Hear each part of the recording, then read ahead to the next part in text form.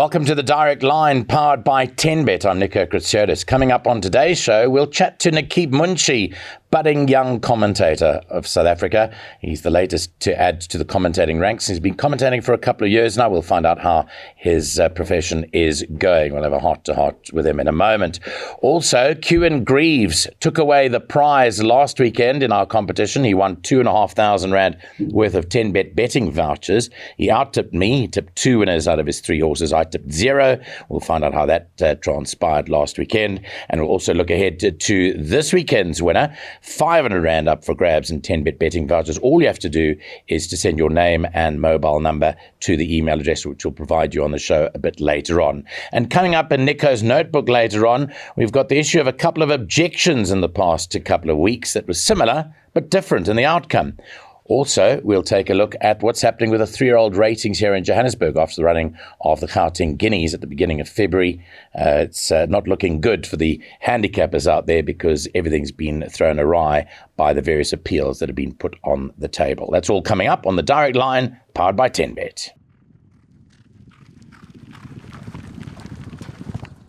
Well, our special guest today is Nakeeb Munshi. He joined me in the commentary box in Johannesburg a few years ago when he started off as a trainee, and now he's a budding commentator. He's on his way, and he's called in excess of 2,000 races already in a short period of time. Nakeeb, welcome to our studio, and thanks very much for joining me on the show. Thanks for having me, Nico. As you know, I'm a big fan of the show. Watch almost every episode, and thanks for having me. Well, I wanted you to come on to tell everyone what it was like about an outsider getting into horse racing, because we didn't know of you. Let's go 5 years back. But when did you start following racing? It was about 2015, actually, so relatively late in life. I know a lot of people start following from their juveniles. I was probably about 12, 13. And how come you came across it in 2015? The Durban July of 2015, actually. There was a horse called Legal Eagle that I really liked. At that stage, I wasn't into the form and things. I liked his colours. They were green. Green was my favourite colour. So absolutely. I took a bet with my grandfather, who's now late. And I won about $20, and that's when the bug bit. From there on, the next day, straight to Turfentine Racecourse for the Sunday meeting. And how was your first time at the races? Very good. You were commentating on that day. Was I? And that's probably why you're now my favourite commentator. Thank you. But it was exhilarating. Yeah. And from there, what was it? It wasn't necessarily the betting. It was just the excitement of the day. Correct. It wasn't necessarily about the betting and the winning. You enjoyed the actual racing part of it. And then when did you become interested in the actual commentating side of things? Did you just enjoy listening to the commentaries? Always enjoyed listening to the commentaries. And then when it was lockdown time in COVID, when I used to get bored, I used to just commentate off the TV. And then when that competition opened up that 4Racing had, I decided to just try my luck and enter. And then within 2 months, I got an email saying, just come in, let's have a chat. And then I started calling the next day, actually, into a tape recorder. Okay, and when we met you, obviously, we didn't know you from a bar of soap, so we said, well, look, come in and join. And the normal thing is when we do have commentators that want to commentate, is we put them through a procedure whereby you mock call. Yes. So they're actual races, but no one's hearing you, and you're commentating as if you're actually live.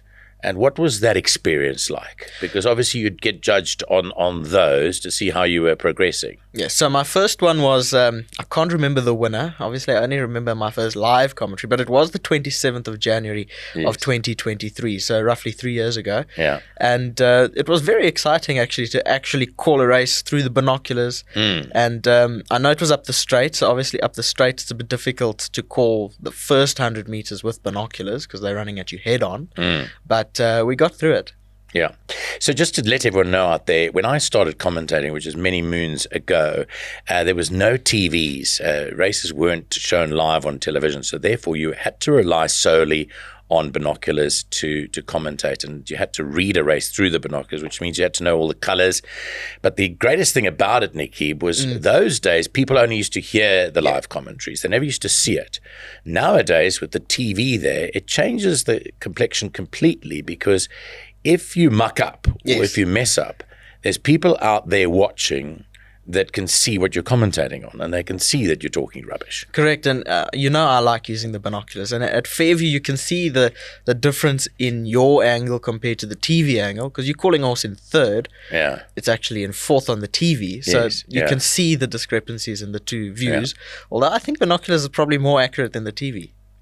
Well, the greatest thing about binoculars is that it gives you a different perspective completely. Yes. So you get to see how horses are actually traveling. Correct. And it's the art of commentating. And I believe that every commentator, whether or not you rely on the TV, should be able to, just in case, call through binoculars. Because what happens if you're watching the TV and suddenly the TV goes off and you've got nothing to refer to? If you can't commentate through binoculars, you're stuffed.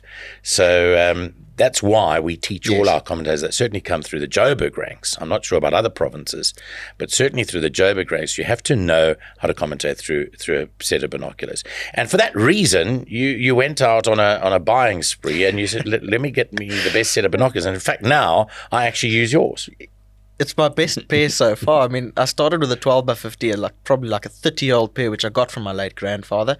And there's a problem with the one lens, so it's not that clear, but I still used to use them. End up with headaches afterwards, but anyway. Yeah. And then I got that other 12x50 pair, which I bought the Vortex brand, which was pretty good. And I've upgraded to 15, which is probably the best, and I'm probably my last pair. Yeah.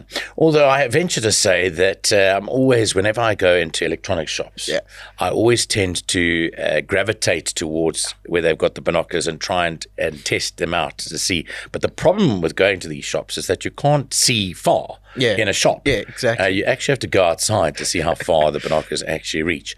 But that said, it's a great feeling to be able to commentate a race. So it gives you a great thrill. And for me, even after doing it for nearly 40 years now, you still get the great feel about being able to do it, because not everyone can do it. It's actually a talent. Correct, and there's a new feeling of excitement for every race. It's not the same for every race. Sometimes there's not so exciting races because the horse is won by 10 lengths and it's cleared away from the field, but it's still exciting seeing a horse win that well and the ability of that horse. And sometimes you get big fields and sometimes you get small fields. Now, people would say out there that if you commentate on a race with only 3 horses versus a race with 20 horses, that it's probably easier to do a race with 3 horses. But that's actually not the case. No, it's quite the contrary. I mean, I called a 3-horse race the other day. That's what I was asking. It was actually... It's pretty boring, actually, because it's just 3 horses and you can't go deep in the home straight. You're just calling the 3 horses all the time. And we like to go maybe 4 or 5 horses in the home straight. And in a 20-horse field, that makes it... Obviously, there's more colors to remember in a 20-horse field, but that's not so much a problem for us. And it's just more exciting having a stampede at the line compared to just 3 horses. Well, just tell people out there they're uninitiated. In order to commentate a race, we learn the colours that the jockey's wearing as the horse's name. And after that race is finished and you go on to the next race, you do exactly the same for however many races there are. So that came pretty naturally to you, learning the colours of the jockeys and memorising the horse's name? Yeah, it came pretty easily to me, surprisingly, because I was never good at remembering things in school. But bring me some horse racing colours and I'll remember that. Yeah. And as you call more races, so you get more and more confident as time goes on. Looking at the different countries, you must watch a lot of racing out of South Africa. Which other commentators do you enjoy? What other countries do you enjoy the racing that comes from? So Dubai is probably my favourite at the moment. I really like Dubai racing, and our mate Pat Comerford is the caller down there, and he's very good. I enjoy his enthusiasm.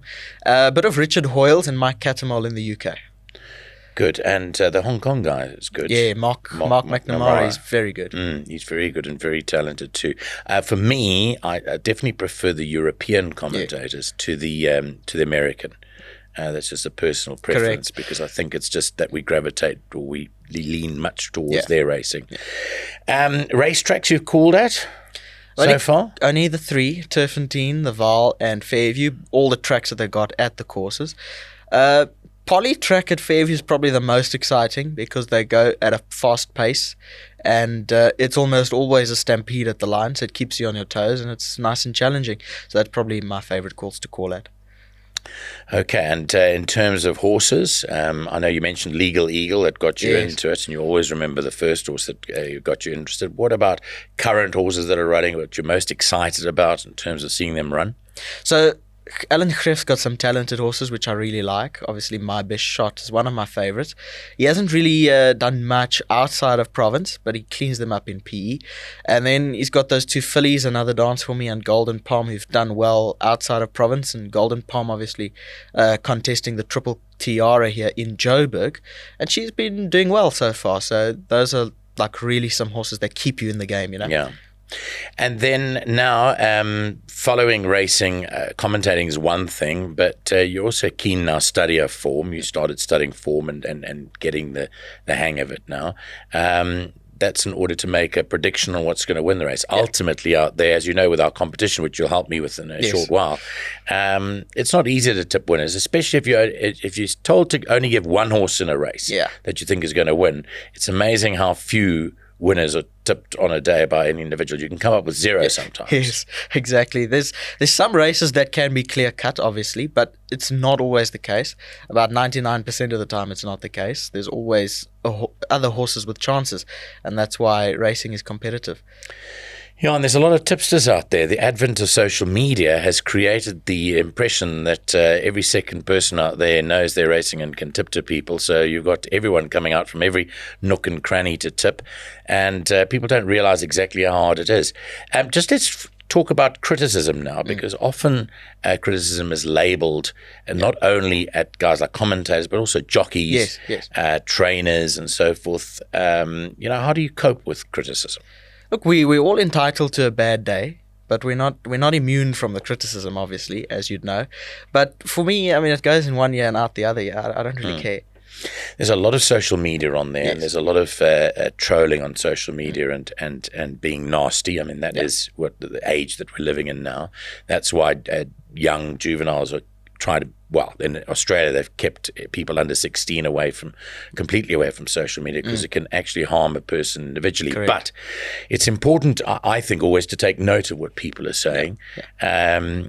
Some people, just won't like you as an individual, or your commentaries, for example, and you're not going to be liked by everyone. Correct. But as long as you're doing a good job, which I think you're doing a great job, actually, then you etched in stone, and you can continue for many years to come. So you've got a lot of years ahead of you. But in talking about that, where do you see yourself ending up? I mean, obviously you'd like to call a lot more races, but are you pretty happy and Are you in your comfort zone at the moment?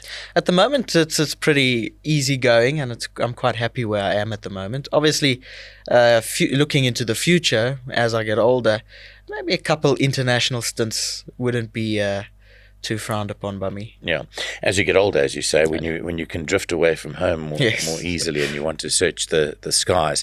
And Nakeeb, it's great having you in studio. We'll chat a bit later on, because coming up later on, I'd like Nakeeb's take on the objection status that we're going to talk about later, as well as the handicapping that's taken place with the 3-year-olds. But thanks very much for being in studio. We're going to go to the competition next. Just on last week's racing, for example, you commentated this last weekend. Any highlights for you? Probably the feature race, the TAB National Currency Sprint and the Bohemia Stakes. There were two of them. Green Diamond won really well. And Miami Mountain has come through to win the TAB National Currency Sprint, beating the favourite, Wild Justice, who hails from KZN. And also looking at our out-of-province runners in that race, they filled the second 3 boxes. So they really did well on the day. And then that first time of Tony Peters, Shivering Lights, that won the first race, it won quite well. So looking forward to seeing where that goes. Okay, and just for people out there that want to just stay in touch with you, you've got obviously social media. You're on Instagram, X. What are you on? I'm on Facebook and Instagram. Okay, just look me up, Nakeeb Munshi. Nakeeb Munshi. Okay, Nakeeb will stay with us for the rest of the show, but great having him in studio. And stay tuned. The competition is coming up next.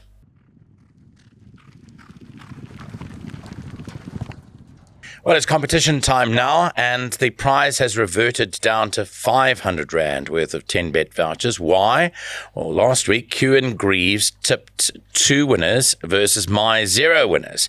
Let's have a look at what he went for. He went for Inflame in race 4, which won. He then went for Rifle Queen in race 6, which did not win, in fact ran unplaced, and he went for Scarlet Heart in race 8, which won.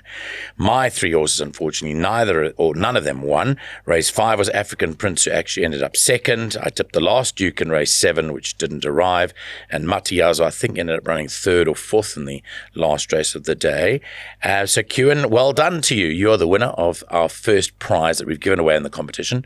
We actually rolled it over for 5 weeks, so you won 2,500 Rand worth of 10-bet betting vouchers, and therefore Kewan unfortunately cannot re-enter this competition, but he's well on his way with his 10-bet account to start playing. I want to bring Nakeeb back in here. I feel a bit aggrieved, though. Excuse the pun for Kewan Greaves, but I feel a bit aggrieved because Inflame won a 3-horse race, yes. but it was the luck of the draw. When the race first came out, it had 8 horses, and 5 was scratched, so he picked the best of the 3, but he started off on a good note. Correct, and well done to Kewan Greaves. And it's quite a nice initiative that you got going here to bring people into betting with 10-bet. Yeah, I mean, the thing is to try and see who is a good tipster out there. So Exactly. I've thrown it out there to all the potential gurus, the ones that say that they are excellent at this, to try and come forward and to try and beat me on a particular weekend's racing. But, so he had 2 winners. He won with Scarlet Heart as well. That won a good race too. Very good. Came from a bit far back. I think it was a bit of a lucky winner, actually. Exactly. I mean, that race was a mess. There was a lot of traffic problems for a whole lot of horses. Yeah. But you've got to be lucky in terms of competition, so well done to Kewan, and your prize will be on its way. Well, now it's time to find out what is this week's, or who this week's winner will be. So we put all the names in our 10-bet bag over here, and Nakeeb is going to be kind enough to help me out and draw out a winner. So there we go. Just put your hand in there, Nakeeb, and pull out a winner, and then just open it up and show the camera the name, or read out the name for us if you can first. It is Ravens Grundling. Ravens Grundling. Okay, well done to Ravens. He's a strong follower of the direct line, actually, as Ravens. So well done to him. Now, the question is, what will Ravens be tipping on? Which meeting? Well, what we've done is we've chosen 2 meetings for you, and the 2 meetings are Kenilworth and Scottsville. There's no racing in Joburg on the weekend, so Kenilworth is the big derby meeting on Saturday, and we've got Hollywood Bet Scottsville running on Sunday. I'm just going to lean down here, as you do, and put the 2 race courses that we've got. Where we're going to tip on is the next one, and Nakeeb will pull the relevant name out the hat, and then we will show that to you. So, Nakeeb, take that. Do your thing. Let us know what you've brought out there. Just open up and tell us, which meeting are we tipping on, please? We'll be tipping on the Kenilworth meeting. Which is great, because that is the big meeting on the weekend. It's on Saturday. It is the big race meeting out at Hollywood. It's Kenilworth. It's their last meeting of their summer season. It's the running of the Cape Derby, and looking forward to that. So let's just find out how many races there are on the day on Saturday. I'm just looking on my phone over here. Yes, there are 10 races. Now, we're tipping on the last 6 races of the day. So Ravens will tip on 3 races, and I'll tip on 3 races. But he'll either tip on 6, 8, and 10, or he'll tip on 5, 7, and 9. So what I'm going to do, Nakeeb, is I've got 2 cards over here. If I just lean across over here to pick them up, they've got 10-bet on the side, but they're odds and evens. So one's odds and one's even. So you're going to pick the one that Ravens is going to tip on. Is he going to tip on odds, or is he going to tip on evens? Is for you to pick. So which one is it? Is it this one, or is it that one? I'm going to go the one on my right, or the one on my left? Your right. Go with your right. My right. This one here? This is for Ravens. Correct. Eh? So Ravens tips on the even races of the last 3 even races. So Ravens, you'll tip on races 6, 8, and 10. And odds, which will be me, I'll tip on races 5, 7, and 9. And if you tie with me, Ravens, unfortunately, the money gets rolled over. You have to beat me. So if we finish tied on 0, or tied on 1, or tied on 2, or tied on 3 for that matter, then the money will roll over. You have to tip more winners than me on the day. So Ravens, good luck to you. You are tipping on the Kenilworth meeting, races 6, 8, and 10, and I will tip on races 5, 7, and 9. And that rounds up our competition section of the show. Stay with us. We're coming up with Nico's notebook in our last segment.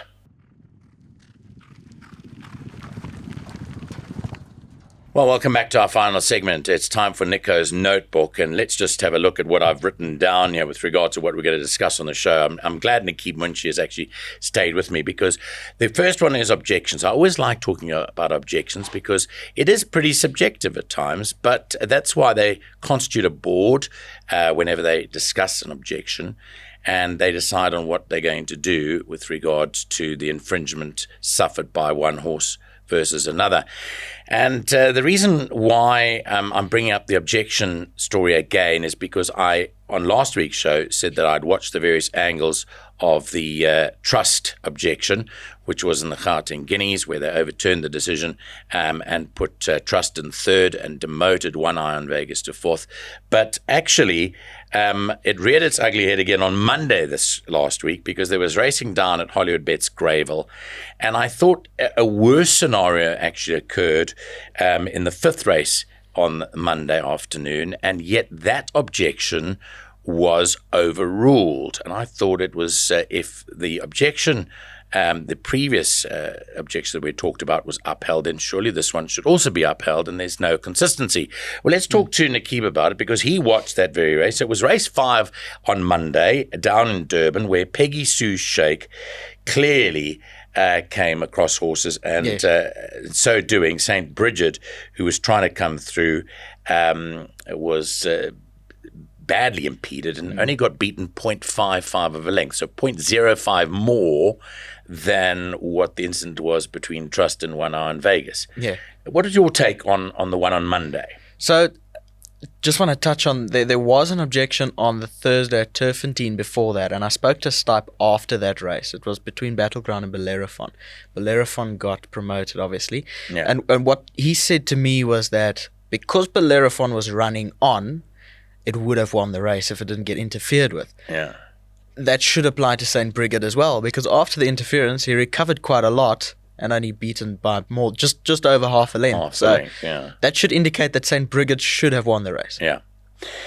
Look, so it's very, very tough to decide. So my whole problem with the one in the Guineas was that the difference in distance between them was half a length. Yeah. And One Eye in Vegas came from a good 7 or 8 lengths behind. Yes. Trust. So, it was the horse running on. Correct. Yet there was interference, but I don't think you can categorically say that the half a length between them would not have occurred had it not have been for the interference. So it's very tough to say that these two. Anyway, I did actually speak to V. Mudley, who's the chief executive of the NHA, about this and the next matter that we're going to talk about. And he told me, he said, Nico, that they hardly got any complaints about the Guineas objection. And I said maybe that was because Trust was promoted into a PA position. And he was the favorite. Yes. So therefore, sometimes, in fact, a lot of times, punters and racegoers would speak from their pocket when it comes to deciding on the outcomes of objections. I'm looking at this independently. I did not have a bet on the race. I watch a lot of races. And I'm saying, after looking at all the angles, that for me, in the Guineas race, you can't absolutely say with dead certainty that Trust would have beaten One Eye in Vegas had it not have been for that slight infringement. If it was a short head or head, maybe. Correct. Maybe. If it's half length, you can't say yes. So therefore, I disagree with that decision. I have to agree with you, unfortunately, for the NHA. And obviously, speaking of the independence, that's why we have the NHA to officiate the meeting, because they're an independent board. And like you say, the punters would have been happy with the decision either way, even if it was incorrect, which I can't really comment on. But I think I have to agree with you, though. So going back to Monday's incident, what I'm saying is be consistent. What I'm saying is if you decided on that the Monday objection should also have been upheld. Agreed. In which case, the second horse would have ended up winning the race. That was Keegan de Mello's ride, Oh My Gucci Girl, because it wasn't part of the infringement. Yes. Yeah. And we have seen objections like that. At the Vaal the one day, I think one horse ran second, the other one ran fourth as a result of interference, and they wrapped that whole result right around. So it's not impossible to do. Absolutely. Well, the other issue that we're going to speak about are the merit ratings. Now, horses are given ratings by official handicappers. And what's happened now, since the 7th of February, is all the 3-year-old ratings in Johannesburg have been thrown completely out the water because there's been a lot of disagreement as to who to use as the line horses in the Guineas. So what eventually happened was an appeal was lodged by guys that we've had on the show. The team representing De Kock Racing, Mike and Matthew De Kock, said they weren't happy with the ratings of either Split the Eights or, for that matter, One Iron Vegas after they rated the race using Tin Pan Alley as the line horse. What happened then was at their appeal, the appeal was upheld and all the ratings were changed. But not part of that appeal was the infamous or famous Trust, because he wasn't included in either in any of the merit rating adjustments. So therefore, the trainers of Trust, Candice and Tammy Dawson, lodged a further appeal against the rating of Trust. And this was the official release that came out last Friday. An independent panel constituted in terms of clauses 20.3 and 21.3 of the Constitution and consisting of Messrs. Robert Bloomberg, Colin Gordon and David Thistleton was convened on the 20th of February to consider a merit rating appeal lodged by trainer Miss Candice Dawson against the retained 119 merit rating of Trust following his performance in the Tab Gauteng Guineas. On the 17th of February, an independent appeal board and a separate appeal brought by trainer Matthew De Kock, and which included trainer Sean Tarry, adjusted the merit ratings of the following horses which had participated in the Gauteng Guineas, namely Split the Eights from 121, who it was rated, was brought down back to 109. Grand Empire, who Sean Tarry trains, 120 to 108. One Iron Vegas from 118 to 106.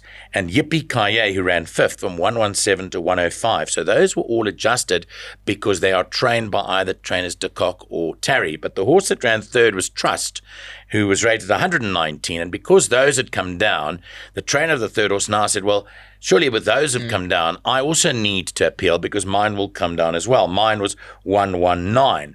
And it all gets a bit sticky now because now we're now expecting Tin Pan. Are we now expecting Sean Tarry to come back for Tin Pan Alley? I wouldn't put it past them. I mean, they've set a precedent now, and maybe it did need to get done. Obviously, the handicappers have been subject to scrutiny for many years now, and it is glad to see that trainers are taking standing firm in what they believe in. But I don't know if it's right, you know. Well, it's very tough because handicapping, as I said, is a subjective matter, and it depends on what you use as the line horse. But now what's happened is that it's been brought down now from 119 to 109, I think it is. Which 107. One is that? Which 107, one is that? Trust. Trust. Okay. Trust comes down now to fall into line with the others, so it comes down to a 107.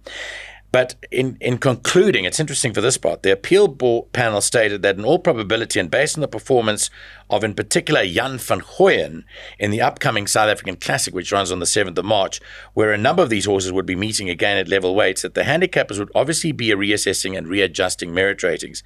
The appeal panel added that whilst it is perfectly conceivable that these horses will ultimately attain the higher ratings allocated by the handicappers, that they are bound to rate horses purely on merit rating attained and not based on perception or in fear of losing graded status. The appeal panel further made the recommendation that following the running of the SA Classic, that the handicappers re-evaluate the entire 3-year-old crop. The appeal was accordingly upheld and the deposit fee to be refunded to trainer Miss Candice Dawson. So after speaking to V. Mudley again, the CEO of the NHA, about this whole matter, and I invited him to come onto the podcast, which he is really happy to do, but he said that the period whereby people can appeal their ratings is not concluded yet. So if Tin Pan Alley's trainer Sean Tarry decides to appeal that rating, then he can do so currently.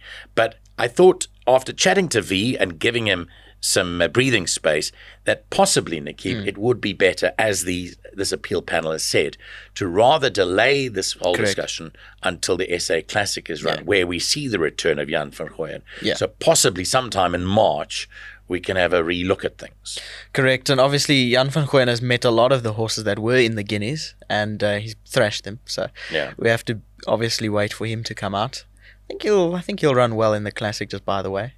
He ran badly in Cape Town, but there were several reasons for that. Correct. And you could see that trainer Mike de Kock was unhappy with his performance in the Lomarans Kings Plate. So he is coming back to Joburg, his home base, and I expect him to run really well in that classic. And I think he is going to be the likely favourite on the day. And if we're looking back on recent meetings that we've had, race meetings that we've had, horses that come from Cape Town, horses that are coming back from contesting in Cape Town back to Joburg are really flying at the moment. Absolutely. Well, Green Diamonds, a case Correct. in point. Buffalo Storm Cody. Yeah. So they've run against the best in Cape Town. They're coming back to Joburg to strut their stuff. Well, it's the end of the show, and I wanted to thank Nikhib again for joining me. It's been a great pleasure hosting you, and I hope you won't be any stranger to us over here, and that you can participate again soon. Yeah. Obviously, looking forward to the big race that we've coming up, and also exciting because it's Nikhib's idea that we're going to commentate a race together. Yes. Actually. And when is that happening? I think it's the one on the 4th of April, the big meeting on the 4th of April, Champions Day. I think it'll be the Caradoc Gold Cup. Yeah. I was busy doing the calculations last night to see how many meters we're each going to do. Oh, yes. Yeah. But so we'll talk about that later. What we're doing is it's a 2,850 meter race. So we're sharing the race whereby we call a quarter. And we're going to have 2 microphones and just have a bit of fun in the commentary box. So looking forward to that. 100%. All the best, Nikhib. Thanks very much for being on the show. Thank you very much for having me. And that is it for another edition of the Direct Line powered by 10Bet. Just remember, if you want to enter that competition, I didn't remind you, all you have to do is send your name and your phone number in through to our email address. It's the Direct Line SA, one word, @gmail.com. So use the email, the Direct Line SA @gmail.com to enter our competition. Costs you nothing, and you can be a winner here on our show, sponsored by 10Bet. From all of us here at the studios, until next time, bye-bye.